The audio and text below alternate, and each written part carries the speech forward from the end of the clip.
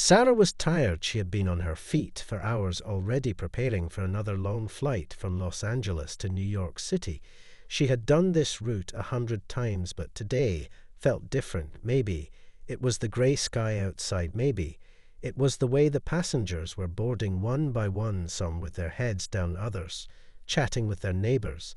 But there was one man who caught her eye. He wasn't like the others. He wasn't even close. He walked down the aisle with a slow, deliberate pace, his face half hidden under the hood of his sweatshirt. His jeans looked worn out, like he had been traveling for days or maybe weeks. He didn't seem to care about how he looked, and it annoyed Sarah. She had been working as a flight attendant for more than a decade, and she had seen all types of people. But this guy, he stood out for all the wrong reasons. He didn't fit the usual profile of the business travelers who were often polite and dressed in their finest suits.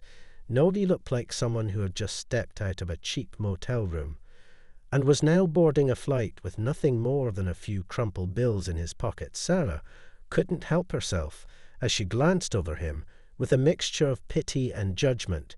She thought to herself, probably just another person who doesn't know how to behave in public, just another one of those who didn't understand the basics of respect for the people around them. She sighed and turned her attention to the next passenger who was boarding. But as the man walked past her, he didn't meet her eyes. He kept his gaze straight ahead, almost like he was in his own world. Sarah couldn't shake the feeling that something was off about him. The other passengers seemed so eager to get settled in their seats and prepare for the flight, but this man, he didn't seem in a hurry at all. It was as if he was just floating along like a ghost, trying to blend in, but still somehow standing out more than anyone else. His presence lingered in the air, and for some reason Sarah couldn't look away. The rest of the boarding process went smoothly, but Sarah couldn't stop thinking about him.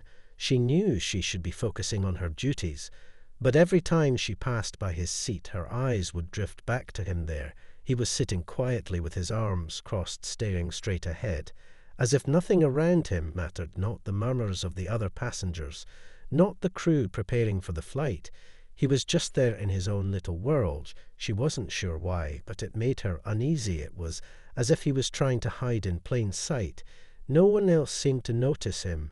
Maybe they were too busy getting comfortable or too lost in their own thoughts, but Sarah's attention was fixed on him, and with every passing minute she began to form an image in her mind, a story she was building based purely on assumptions. He wasn't just a regular passenger. No, he had to be someone who didn't belong here. Maybe he was one of those people who traveled on a whim, with no respect for the system. Maybe he was someone who didn't know how to blend in with society. Maybe he was a troublemaker. Maybe he was the type of person who made the rest of the passengers uncomfortable. Maybe that was why he was so quiet and detached. Sarah knew it was wrong to judge him, but it was hard not to, especially when he stood out so much in the way he carried himself. She wasn't the only one who noticed him. Other passengers glanced his way too, but they didn't seem to care as much as she did. They were too caught up in their own lives to pay attention to a man who clearly wasn't interested in joining the social atmosphere of the flight. Sarah shook her head and decided she had to focus on her job. She had to stop thinking about him.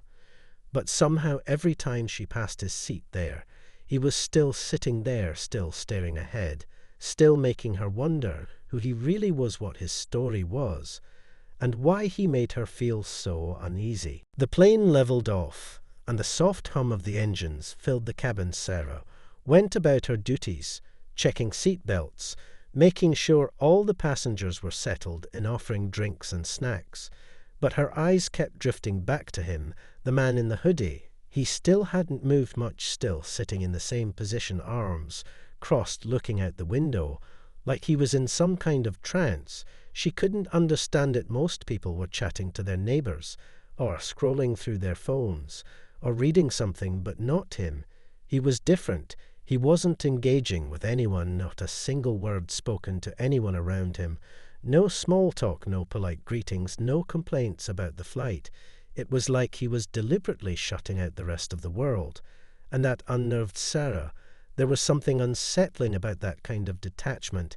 It made her wonder if he was hiding something, but she didn't know what or why she couldn't help herself. As she passed by his seat again, her eyes catching his profile this time, he was still staring out the window, but she noticed his jaw clenched just slightly, like he was holding something back. It was a small detail, but it was enough to spark something inside her. She kept moving down the aisle, but now her mind was racing. She had to know more. Who was this man? Why was he so different from the others? Why did he make her feel like she was missing something important? What was he hiding? Sarah didn't know why, but it was like he had a magnetism to him, something that made her keep coming back to him, like there was some kind of mystery that she had to solve, like there was more to him than just the strange appearance and the quiet demeanor. She couldn't ignore it any longer. She needed to find out more. But as the flight progressed, her opportunities to approach him were limited. Every time she passed by, he seemed to be lost in thought, or asleep, or staring out the window again. She caught a glimpse of his hand, his fingers tapping against the armrest, almost like he was anxious or impatient, like he was waiting for something. And then it hit her. What if he was someone important? What if she was misjudging him completely? What if she had written him off as just another random passenger, when in reality he was someone with power or influence? She tried to shake off the thought, telling herself it didn't matter who he was. She didn't need to waste her time wondering about someone she had already decided was beneath her. But no matter how hard she tried to focus on the other passengers, the thought of him lingered in the back of her mind. She kept wondering if he had some secret life, a life that didn't match his appearance. She thought about the way he carried himself, the quiet confidence in his movements, the way he didn't seek attention, but somehow still managed to command it. Without doing anything at all, there was something about him that made her feel small in comparison. And that bothered her more than she cared to admit. Sarah had seen all kinds of passengers. Over the years she had met celebrities and politicians, and people from all walks of life, but never had she felt this way about someone she had only just met. What if she had misjudged him? What if she was wrong about him? But what could she do now? There was no turning back from her assumptions. She had already formed an opinion about him, and it was too late to change that. What would it mean? If she did change her mind, would she be embarrassed? Would she feel foolish for judging someone she knew so little about? The questions kept circling in her head as she moved through the cabin. But no answers came. The flight continued on without incident. The other passengers were relaxed and content. But Sarah couldn't shake the nagging feeling that something was wrong. She kept glancing at the man in the hoodie, but every time she did, he was either looking out the window or lost in his own thoughts. And she was no closer to solving the mystery than she had been before. But still the feeling gnawed at her. What was he hiding? What was she missing? And why couldn't she let it go? As the flight went on, Sarah's curiosity about the man in the hoodie grew with every passing minute. It was hard to ignore him. Now he was no longer just a quiet passenger, but someone who seemed to have his own kind of presence. Sarah found herself watching him more and more as the minutes ticked by. He hadn't moved since the last time she looked at him, still in the same position, arms crossed, head slightly tilted towards the window, his eyes never straying from the view outside. He didn't seem to notice the chaos of the flight attendants rushing back and forth, or the laughter of the passengers in the rows ahead. It was like he existed in a world of his own, and Sarah couldn't figure out why that made her feel so uneasy. Her mind kept replaying the strange moment when she overheard him on the phone earlier. It was brief, but something about it stuck with her. The calm tone of his voice, the way he spoke, as though the people on the other end of the line were waiting for him to make decisions, not just any decisions, but big ones that affected millions of dollars at least. That's what it sounded like to her. The words merger and funding echoed in her mind. She had heard business people talk like that before, but never on a plane, not like this, and never from someone who looked like him. The idea of him being some kind of businessman crossed her mind, and yet she dismissed it almost immediately. She had already decided He wasn't the type of person who belonged in first class. Or at least, that's what she wanted to believe. The thought made her uncomfortable. What if she was wrong? What if he wasn't just some scruffy traveller? What if he was someone important, someone whose appearance was just a facade? Sarah's inner voice kept telling her to let it go. But the questions wouldn't stop. She kept wondering about him, even as she served drinks and snacks to the other passengers. It was like a magnet drawing her attention back to him. No matter how hard she tried to push it away, maybe she was overthinking it. Maybe she was just bored. But something told her there was more to him. Then met the eye, she noticed something else. As the flight went on, there was a certain stillness about him that was hard to ignore. It was almost like he was waiting for something, waiting for the right moment to do something or say something. But he didn't move, he didn't speak. He just sat there watching the world pass. By outside the window, Sarah couldn't shake the feeling that he was up to something, that he had some secret that he was hiding. And she was missing the clues. The longer she watched, the more convinced she became that there was something going on here, something that was just out of her reach. She began to wonder if he had noticed her watching him. Did he know that she was sizing him up, judging him by his appearance? Did he care? Did he even notice her at all? Or was he so wrapped up in whatever he was waiting for that he didn't even see the people around him? She tried to tell herself it didn't matter who he was or what he was doing, but somehow it did. It felt like everything around her was unfolding in a way she couldn't control, and all of it kept leading back to him. It was just a feeling, but it was strong enough to make her restless. She passed by his seat again, this time more cautiously, trying not to stare too long. But he didn't look at her. He didn't even acknowledge her presence. He just kept staring out the window. And for a moment Sarah wondered if he had somehow figured out what she was thinking, if he knew that she was trying to figure him out, that she was trying to place him into some box that didn't fit him. He was still so distant, so completely closed off from the rest of the world, that it almost made her feel like an intruder. But she couldn't stop herself. She had to know who he was. She had to know what he was doing on this flight. What was he hiding? Why was he acting so strangely? And then it happened, the phone call again. It rang this time, not on his personal phone, but on the airline's phone, the one that was used by the crew. Sarah picked it up quickly, and before she could say anything, she heard the same calm voice she recognized instantly. "Is this the flight to New York City?" he asked. Sarah froze. It wasn't a request. It wasn't even a question. It was a statement. And somehow it made her blood run cold. There was something in his voice, something about the way he said it, that made her feel like she was just a small part in a much larger plan, a plan she had no control over. She quickly hung up the phone, but the unsettling feeling lingered. It was like the walls of the plane were closing in on her. The rest of the flight felt like it was crawling by for Sarah. Every step she took, every interaction she had with other passengers, felt like it was happening on another plane entirely. Her mind kept returning to him, to the man in the hoodie, who had now become a puzzle she couldn't solve. There was something in his calmness, something that didn't sit right with her.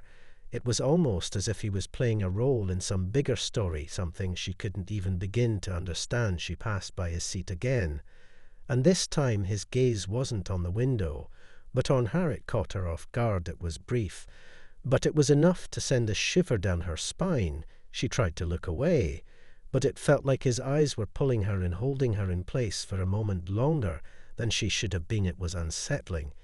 And yet there was a strange intensity behind his stare, like he knew something she didn't, like he was aware of her every move, and it made her feel exposed, like her thoughts were on display for him to read. Sarah quickly looked away and continued on her way, but her heart was racing now. She couldn't ignore the feeling that she was being watched, that he was somehow in control of the situation. Even though he hadn't said a word since the flight started, the more she tried to shake off the feeling, the more it grew, the sense that there was something going on here, something far beyond a simple passenger being quiet on a plane. She had dealt with plenty of quiet passengers in the past, but none of them had made her feel like this. The unease gnawed at her the whole time she continued serving drinks and snacks to the other passengers. But she was distracted, she was preoccupied with him, with what he might be doing or planning or hiding. There were so many possibilities, and she couldn't stop herself from thinking about them. What if he wasn't who he appeared to be? What if he was involved in something illegal, something dangerous, something bigger than a flight from Los Angeles to New York City? Maybe he was just an ordinary man. But she couldn't believe that anymore. There was no way this man was ordinary. No one who looked like him, acted like him, could be ordinary. There had to be more to him. But she didn't know what or why she didn't know what to do with this feeling that was rapidly consuming her. She thought about the phone call again, the one she had overheard, the strange calmness of his voice, the way he had sounded like someone with power and authority, not the voice of a passenger, not the voice of someone who had no place in the world of business or high stakes. She couldn't shake the thought that the man was more than he appeared, that he was hiding something big. And she was the one who was in the dark. About it all, the idea of the call lingered in her mind. Long after it had ended, she couldn't stop thinking about how it had felt to hear him on the other end of that line, like the whole world was waiting for him to make a move, and she was just a tiny part of a much bigger picture. But what could she do with this knowledge? What could she do with this feeling that there was something happening right under her nose, that she had no idea about? It made her feel small and insignificant, but at the same time it stirred a strange sense of curiosity she couldn't explain. And then, without warning, the man stood up. He didn't say anything, he didn't make any noise. He just stood up and began to walk towards the front of the plane. The movement was slow, deliberate, and almost unsettling in its calmness. No one seemed to notice, not the other passengers, not the crew, just Sarah. And for some reason her heart skipped a beat as he passed her. His eyes flickered towards her again. And this time it wasn't just a glance. It was a look, a knowing look, that sent a jolt of electricity through her body. It was as if he had seen right through her confusion and her fear. And he wasn't afraid at all. He walked toward the front of the plane with purpose, like he had a destination, and nothing was going to stop him. But it was the way he walked, the way he moved with such confidence and ease, that made Sarah's mind race even faster. What was he doing? Where was he going? And why did she feel like the whole world was about to change in that very moment? Sarah watched him walk toward the front of the plane, her breath catching in her throat, as he moved like he was in some kind of trance. He didn't look back, not even once. And yet Sarah couldn't shake the feeling that he was fully aware of everything around him, the passengers, the crew, the quiet hum of the engines, the soft clink of trays being cleared. It was all so ordinary. And yet in that moment, everything felt off, like the ordinary was being distorted by something she couldn't see, something that was just out of reach. She couldn't stop herself from following his every movement. Her instinct screamed at her to ignore him, to let it go. But her curiosity was stronger than her better judgment. When he reached the front of the plane, he paused for a moment, just standing there, as though he was waiting for something. Sarah's pulse quickened. What was he doing? There was no reason for a passenger to stand in the front of the plane like that, especially not one who had been so quiet and detached throughout the flight. What was he up to? Was he trying to get into the cockpit? Was he planning something? Why couldn't she stop thinking about him? It was like a puzzle she couldn't solve, no matter how many pieces she had, no matter how much she tried to put them together. They just wouldn't fit. She couldn't figure him out. And it made her feel more uneasy with each passing second. Then, without warning, the man knocked gently on the cockpit door. Sarah froze. Her heart skipped a beat. She had never seen a passenger do that before, never. And the way he did it, so calmly, so deliberately, like it was the most natural thing in the world, it rattled her. She could feel the tension building in her chest as she watched the door open slightly. And the captain leaned out. Sarah's mind raced. What was happening? Was this some kind of emergency? Was the man a threat? Was he dangerous? She wanted to run up there, to stop him, to demand an explanation. But something held her back. It was like an invisible force was stopping her from acting, like she was trapped in a moment she couldn't escape, From she couldn't even move her eyes locked on the scene unfolding in front of her, she could hear snippets of conversation. But not enough to make sense of what was being said. She only caught a few words. From the captain's end, everything's fine, no need to worry. But the man in the hoodie was still speaking softly, in a tone that was almost too calm, too controlled. It was like he was in charge, like he knew exactly what was going on, and everyone else was just a small part of his plan. The captain nodded and stepped back from the door. Sarah couldn't believe what she was seeing. The man in the hoodie was now inside the cockpit. There was no mistaking it. The door was shut behind him, and the flight crew was now out of sight. Sarah stood frozen in the aisle, unable to move as the reality of the situation sank in what was going on. Why was he in there? Was this some kind of hijacking? Was this how the story was going to unfold? She had no idea what to do. She didn't know whether to alert security to find out if there was any protocol for something like this, or whether she should stay silent and wait. She didn't want to cause a panic, not with so many innocent people on board. But then again, she had never felt more afraid than she did now. She had always known that there could be dangerous situations on flights. But this wasn't just a regular emergency. This was different. This felt like something much bigger, something that she wasn't prepared for. It felt like she was watching a story unfold that she had no control over, like the man in the hoodie was playing a part in a drama that was just beginning to take shape. And she was powerless to stop it. The minutes seemed to drag on forever. As Sarah stood there, still frozen, unable to look away, she didn't know how long it had been, but eventually the door to the cockpit opened again. The man stepped out calmly and made his way back down the aisle toward his seat. Without saying a word, his face was unreadable, but Sarah couldn't shake the look in his eyes, the same cold detachment that had been there from the beginning. He passed her without a second glance and sat back down in his seat, arms crossed once more, staring out the window as if nothing had happened. Sarah's mind was spinning. She didn't know what just happened, but she knew one thing for certain: whatever it wasn't over. The rest of the flight felt like a blur. Sarah moved through the cabin in a daze, unable to focus on anything except the man in the hoodie, who had returned to his seat with such casual ease, as if nothing had happened, as if he hadn't just walked into the cockpit and exchanged words with the captain. Sarah's heart was still racing. Her mind was spinning with questions that had no answers. What had that conversation been about? Why had the captain allowed him to speak with him? What was going on? And most importantly, why was it so easy for him to do something like that? Why hadn't anyone stopped him? She tried to tell herself that everything was fine, that it was just a misunderstanding or maybe a routine procedure. But deep down she knew that wasn't the truth. She had felt the tension in the air, the unease in the captain's voice, the strange calmness of the man in the hoodie.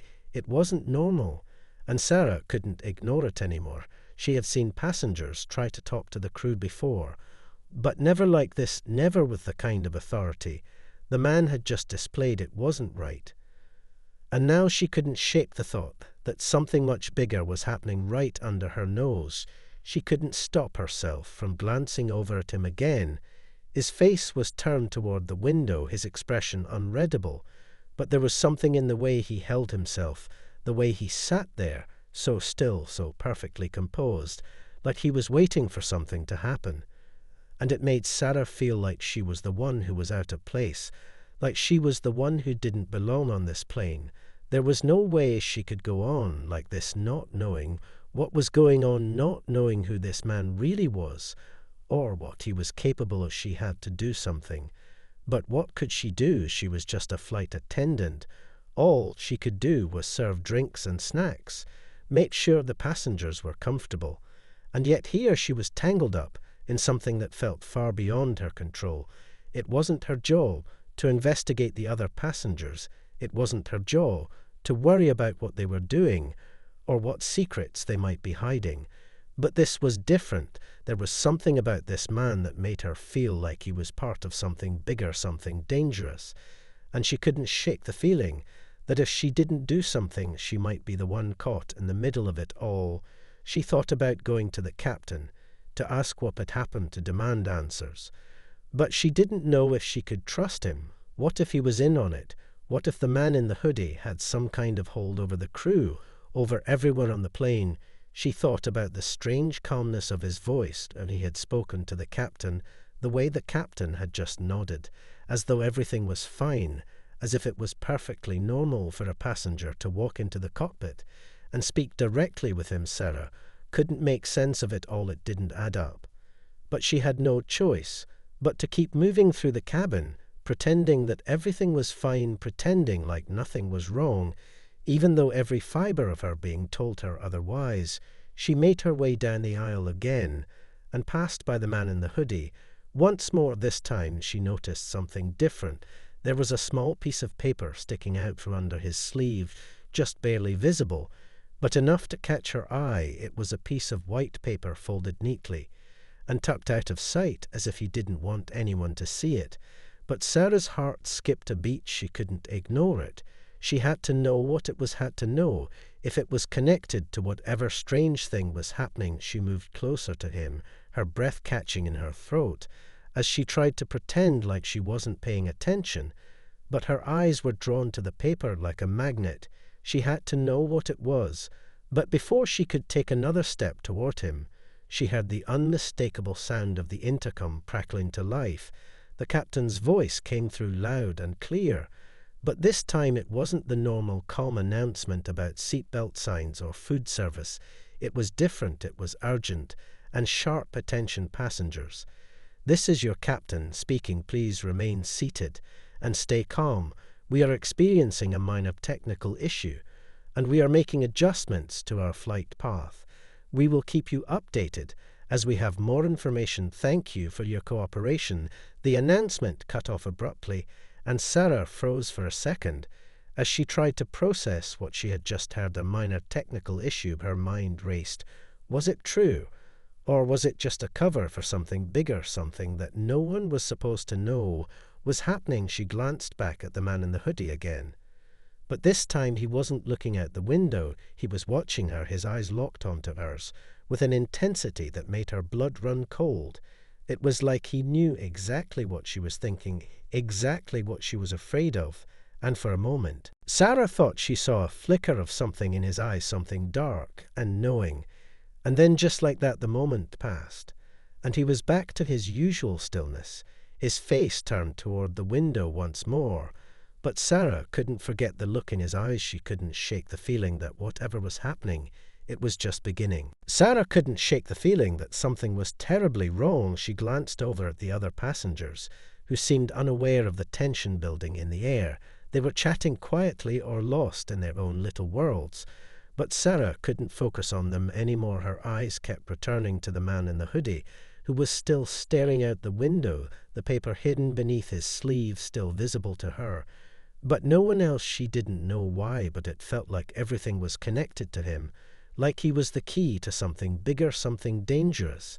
But what exactly was it? Was he involved in the minor technical issue the captain had mentioned? Or was that just a cover-up for something more sinister? The way the captain had sounded, so urgent, so unlike his usual calm self, made Sarah's heart race faster, her breath shallow, as she tried to figure out what was really going on. The announcement had been brief, too brief. It didn't explain anything, just left more questions swirling in her mind. And that was when she noticed something even stranger. The man's hand moved slightly. He reached down and touched the paper that had been tucked under his sleeve, like he was confirming it was still there. Sarah's pulse quickened. This wasn't just a random piece of paper. This was important. It had to be whatever it was. She couldn't let it slip away unnoticed. She needed to get closer without being seen, without drawing attention to herself. But the closer she got to him, the more she felt like something was pulling her in, like there was an invisible thread between them that she couldn't escape from. As she reached his row, she hesitated for a moment, unsure of what to do. She couldn't just ask him what the paper was. She couldn't approach him directly, not without risking something going horribly wrong. But then a thought struck her. Maybe she didn't need to approach him. Maybe she could figure it out from a distance. Sarah stood still for a moment, pretending to adjust her cart of drinks, her eyes flicking to the man in the hoodie, who hadn't noticed her yet. His hand was still resting on the paper. She focused on the way his fingers lightly traced the edges of it, like he was trying to reassure himself that it was still there. But why? Why did he need to keep it so hidden? Why was it so important? Whatever it was, Sarah's eyes narrowed as the thought crossed her mind. What if that paper was the key to everything? What if it was a message, a warning, or a plan, something that would explain the chaos unfolding around her? Her thoughts were interrupted by a sudden jolt. As the plane shook once more, the lights flickered, and for a moment the cabin was thrown into darkness before the emergency lights kicked on. The low hum of the engines seemed to grow louder, and the unsettling feeling in the pit of Sarah's stomach deepened. She could hear murmurs of confusion from the passengers. Some were looking around nervously, others were pulling out their phones, but Sarah's eyes were fixed on the man in the hoodie. Now his hand was off the paper, and he was standing up again, his movements slow and deliberate, like he was ready for something, like he knew exactly what was coming next. Sarah's breath caught in her throat. Her instincts screamed at her to stop him. But she was rooted to the spot, unable to move, unable to look away. She watched as he made his way down the aisle. Once more this time he didn't even glance at her. He walked with purpose, his steps steady, his face unreadable. It was like he was heading for something. But what was it? He was going toward the rear of the plane, toward the service door, where the crew had access to the kitchen. Sarah's mind raced. Was he planning something? Was he about to make his move? Was this it? Was this when everything would unravel? She had no idea, but the thought of it made her heart hammer in her chest. She had to stop him. She had to know what was going on. She couldn't just stand by and let whatever was happening unfold around her. She took a deep breath and started to follow him as quietly as she could, trying to keep her distance, not wanting to alert him to her movements. But he seemed completely unaware of her presence. His eyes were locked forward, focused on his destination. Sarah's feet moved faster, now her mind scrambling to catch up with the situation. What could she do? What should she do? She couldn't just let him reach that door. Whatever was behind it, she couldn't let him get whatever he was after. But as she neared the service door, Sarah felt a wave of panic surge through her. When the man reached it, he didn't try to open it. Instead, he simply stopped and stood there staring at it for a long moment, as though waiting for something that only he knew would happen next. And that was when Sarah saw it, the briefest glint of metal on the floor near the door, a small piece of something shiny, something sharp. And without thinking, she bent down to pick it up, a small key with a number etched into it. Her breath caught in her throat. This wasn't just any key, it was part of something bigger, part of the mystery she was already wrapped up in. And just as she stood back up, the man turned around and met her gaze once more. And this time his eyes didn't just look at her, they pierced through her, like he knew everything about her, every question, every fear. And just as quickly he looked away. Sarah's hand gripped the small key tightly, her heart pounding in her chest, as the man in the hoodie turned away from her and walked back down the aisle, his face unreadable once again. She stood there, frozen, unable to move, unable to speak. The key in her hand felt like a ticking bomb, something that would unravel everything. But what was it for? Why had he left it there? Why had he allowed her to find it? She could feel the weight of the moment bearing down on her, like the walls of the plane were closing in around her. She could barely hear the murmurs of the other passengers anymore.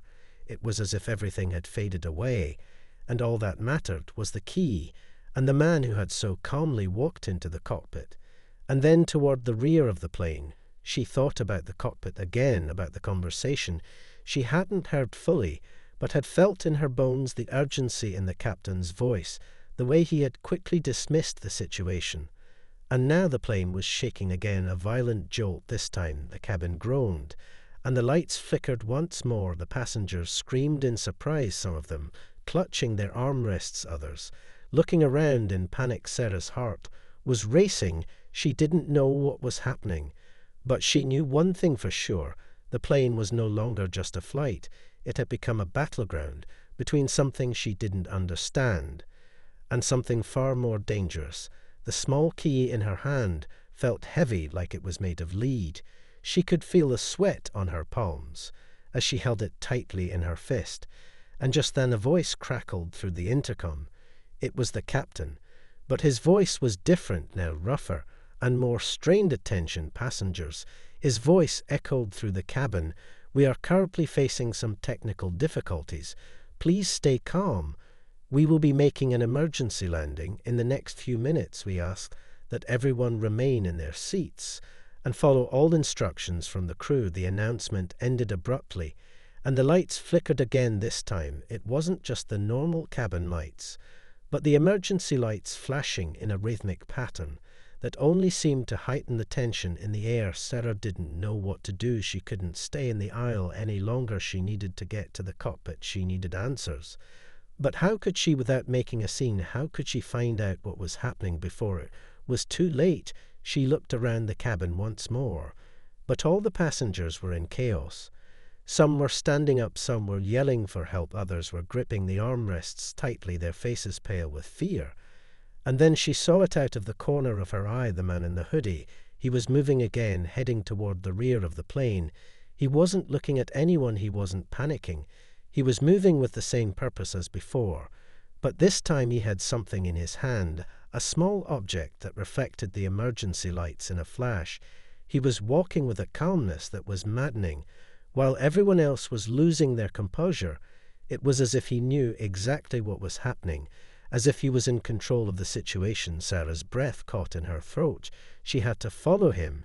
She had to know what he was planning. But as she took a step forward, something stopped her, a sudden thought that gripped her heart. What if she was making a mistake? What if he wasn't the one to follow? What if the key she had found wasn't meant for her? What if it was a trap? What if she was the one being watched, the one being played? She shook the thought away and moved quickly down the aisle, her steps silent against the hum of the emergency lights. She couldn't let fear control her. She had to know the truth. She couldn't just sit back and wait for whatever was coming to happen to her. She had to act. She approached the rear of the plane cautiously, and as she rounded the corner toward the kitchen area, she saw the man standing there by the service door. Once again, this time he wasn't just standing there. He was waiting. He was holding the door handle, and as Sarah watched, his fingers tightened around it, like he was about to open it. She couldn't stop herself anymore. She had to stop him. She had to know what was on the other side of that door. She moved closer, her heart hammering, as she reached for his arm. But before she could touch him, before she could say anything, he turned to her, his eyes locking onto hers, his expression unreadable, the same calm intensity from before. But this time it was different. It wasn't just a look, it was something darker, something she couldn't name. And just as she opened her mouth to speak, to ask him what he was doing, his voice cut through the air, smooth and cold. "You shouldn't have followed me," he said. And in that moment, everything seemed to freeze. Everything fell silent. The only sound was the blood pounding in her ears and the flicker of emergency lights overhead as his eyes never left hers. He added, "This is where it ends for you." And Sarah realized she had just made the biggest mistake of her life.